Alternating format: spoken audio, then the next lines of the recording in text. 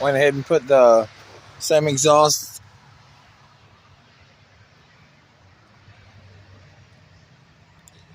on the CF 400 as I did the 500, but this we put the DB killer in it, so it ain't as loud as mine. Let's see here.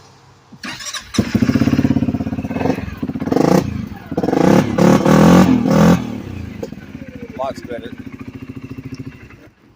Lots better. The other one had like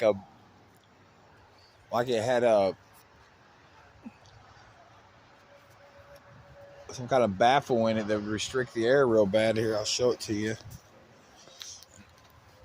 It was way different than the 500.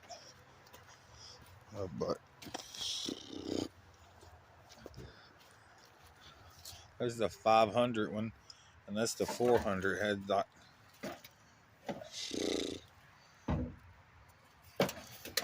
Well, that'd cut your power down having all that in there